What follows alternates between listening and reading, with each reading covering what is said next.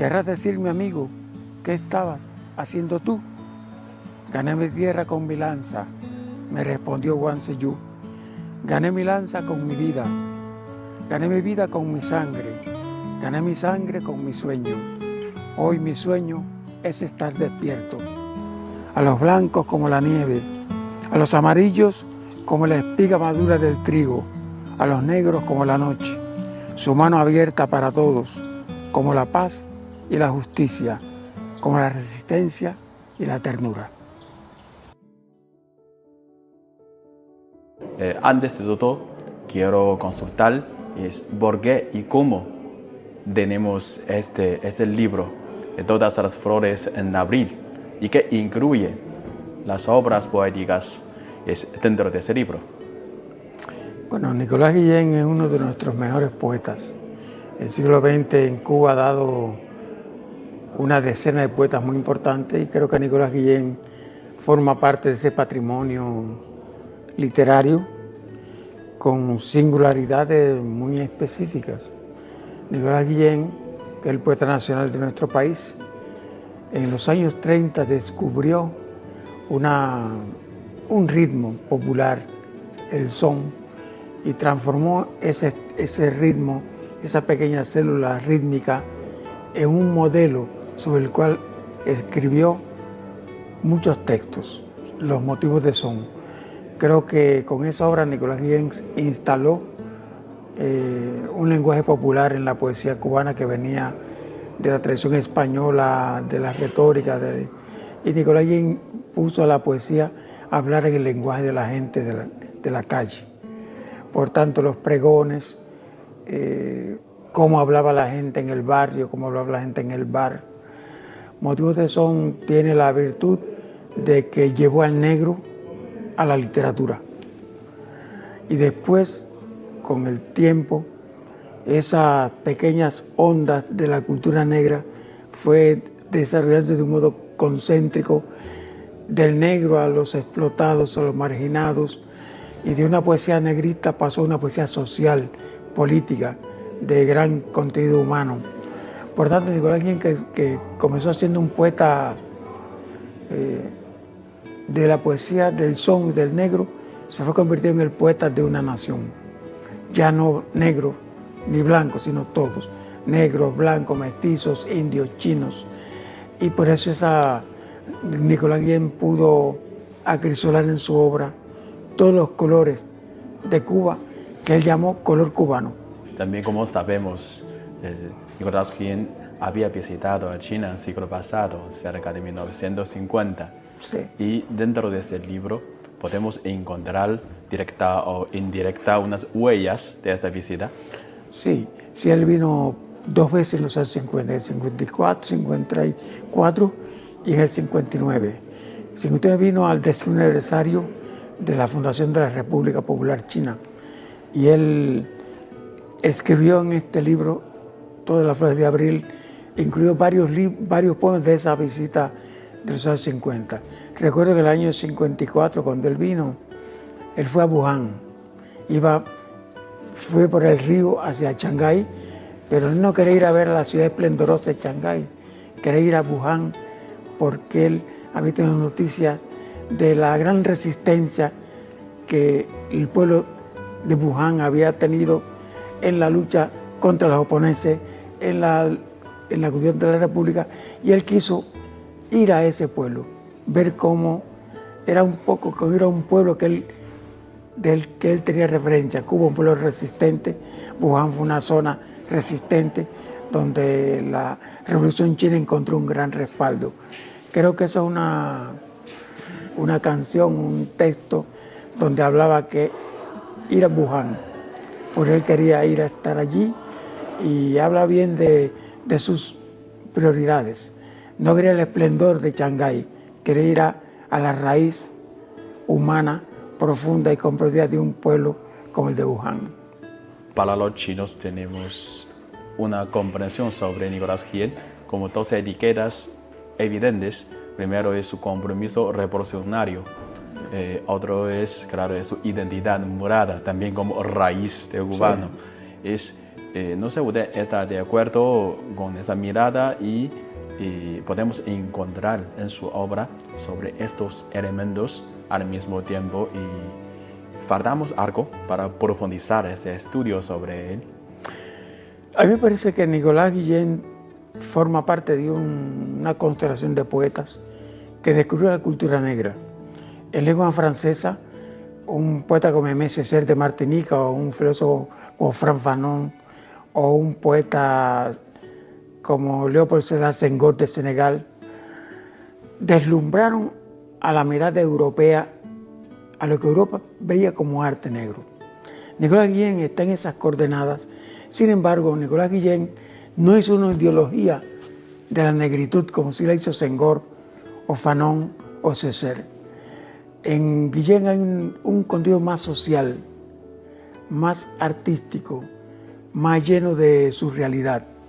Y si otros poetas del Caribe como Césaire o Mir o Roumain o el senegalés Senghor hacen de la negritud una ideología, una tendencia ideológica cerrada para defenderse del mundo del colonialismo, en Nicolás Guillén se da una visión mucho más amplia que salva la belleza del lenguaje español, que siendo el lenguaje del conquistador, del opresor, le regala esa palabra a Nicolás Guillén para defender los valores del negro, del pobre, del justo y después los valores de toda una nación. Yo creo que yo distingo a Nicolás Guillén por la belleza de su obra.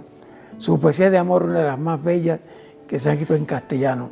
Su elegía a Jesús Menéndez, su elegía al apellido, que ya no es negro, ya no es blanco, es cubano, es universal. Y como uno de los más importantes gran maestros poéticos, ¿cuál fue su influencia a sus generaciones posteriores de escritores, de poetas, no solo de Cuba, sino también de toda América Latina? A mí me parece que las influencias son muy difíciles de... Hay poetas que influyen. César Vallejo, el gran poeta peruano, influye. Nicolás Guillén influye, pero influye más su vocación, más que el color de su poesía, influye la plenitud del lenguaje con que traza una obra. O sea, un poeta es importante por el lenguaje, por las conquistas de la poesía como aventura del lenguaje. Claro que sí que Nicolás Guillén, su influencia es importante para las generaciones que venían detrás de él, pero no por el color, sino por la belleza que logró plasmar en su obra poética, que es el esplendor de la lengua castellana, donde Alberti, Federico García Lorca, Antonio Machado, Cervantes, él es un igual de esos grandes escritores españoles, y lo que ha hecho él es llevar a esa plenitud del castellano la marca identitaria del negro cubano, del hombre cubano. Para un niño cubano, desde su estudio de primaria, vincula con esos poemas de José Martí, de Nicolás Guillén. ¿Cómo crece un niño cubano con esos poemas, con esas creaciones literarias? Sí, yo creo que en la escuela cubana se enseña literatura y Martí y Nicolás son autores del programa. Por tanto, Martí con los versos sencillos, que es una estrofa totalmente castellana, española, son 4 versos que riman. La copla española Martí la llevó a una altura sin igual, al esplendor del castellano de su tiempo. Dicen que José Martí es la cumbre del castellano en el siglo XIX. Fue la máxima elaboración del discurso en castellano en el siglo XIX. Yo creo que Nicolás Guillén en el siglo XX logró trascender el lenguaje popular, el que recogió en los barrios, en los pregoneros, en los negros del solar, de las casas pobres. Martí hizo eso con la copla castellana y Nicolás Guillén hizo lo suyo con el son, con la música, con la célula rítmica del son, que eso es muy popular en Cuba. Y Nicolás tuvo la astucia o la maestría o la oportunidad de descubrir cómo el pueblo hace la frase, cómo el pueblo más humilde canta sus canciones, y él esas canciones las llevó a la poesía. Y de ahí su perennidad, de ahí su permanencia como algo propio de la gente, que aunque esté en cualquier lugar del mundo, suena una marca rítmica, y ahí está Cuba, aunque no se diga el nombre de Cuba. Y eso lo logró Nicolás Guillén. Y los niños lo repiten. Y en la comunidad literaria de China tenemos la tradición ahora de poema moderno como poema oral y poema intelectual. No sé cuál es la situación en Cuba. Sí, yo creo que la poesía cubana de los últimos 50 años, que viene de Nicolás Guillén, primero es una poesía del romanticismo revolucionario de los años 60. Y esa poesía en las otras generaciones ha ido derivando hacia una poesía más antropológica, más ontológica, más allá de la sociedad. El poeta también quiere saber, lo mismo que quiere saber el papel suyo en la sociedad, quiere saber el rol de él en el destino del hombre, el destino de la especie, el destino del planeta. Y entonces, por tanto, una poesía social o ética o romántica da paso a una poesía mucho más centrada en la ética y en el compromiso del hombre con su destino y el destino de los suyos. Y si me preguntaras qué caracteriza más ahora la poesía cubana, te diría que la poesía de los márgenes, la poesía que viene de la ciencia, del rock, de la poesía urbana, de la tradición, y rumba la poesía hacia un aspecto donde la escritura ya se hace lo más importante. Un documento, una receta de cocina, una copla, un romance, una décima popular o una canción urbana, todo eso forma parte de lo que se hace ahora en Cuba. A mí me parece que es lo más revolucionario en la poesía cubana, la poesía que viene de los márgenes, de otras zonas que no son lo poético, que viene del rock, de la ciencia, del teatro, del cuerpo, de la ciencia, del ambientalismo, de la robótica, de la inteligencia artificial. Todo eso crea un nuevo escenario y por tanto crea nuevas sustancias, nuevas materias para el poeta. Y tú puedes ver en un libro un discurso, un fragmento, un ensayo, una narrativa, donde lo que permanece como principal es la escritura misma del texto. O sea, si antes podía ser la emoción lo principal o el tema lo principal, yo creo que ahora lo principal es la escritura misma, que convierte en poesía todo lo que toca. Un texto, un eslogan, una consigna, una queja, una declaración de amor, una receta de cocina, un comentario de la calle. Todo eso forma parte de lo poético que se ha ensanchado bajo la premisa que la escritura tiene un peso fundamental en el poeta. O sea, el ejercicio de la escritura que asume lo diverso para un discurso plural, distinto, abigarrado, barroco. Y por ahí van los nuevos poetas cubanos, que tienen un nuevo compromiso con su realidad, pero también consigo mismo, con su eticidad, con su lugar en el mundo, con el destino del planeta, con el destino de la guerra y de la paz, con la tradición, con el paisaje, con su semejante, con la literatura, con el lenguaje. Por tanto, la materia de toda esa zona convergen en la escritura, en el hecho escritural en el que un texto, no importa de qué materia venga, relumbra por su factura escritural. Y aparte de experiencia personal, y ustedes siguen contestando la realidad geopolítica en América Latina. Sí, se mantiene. Creo que esa tradición se ha ido enriqueciendo y cada generación aporta su visión peculiar, pero hay un discurso central que viene de la tradición que está vinculado a la belleza, a la búsqueda de la belleza, del lenguaje, a la justicia como opción del ser humano de transformar el mundo. Decía el poeta francés Rimbaud, hay que cambiar la vida. Decía Marx, hay que transformar el mundo. Entonces, por tanto, cambiar la vida, transformar el mundo, hacerlo con tus propios recursos, con tus propias fuerzas del individuo, que siempre son limitadas. Siempre el individuo tiene severos límites, pero tiene que dedicarle su vida a algo, ya sea la belleza, la justicia, la paz, que le dé sentido a su tiempo, le dé sentido a sus horas en la tierra. Por eso cada generación trae nuevos contenidos, nuevas miradas, miradas críticas, miradas contemplativas, pero siempre miradas renovadoras, porque cada generación construye sus discursos negando lo peor de la tradición y salvando lo mejor de esa misma tradición. Por tanto, es una dialéctica simple. Para renovar algo, para transformar algo, hay que negar lo viejo o retomar lo viejo y darle un lenguaje nuevo.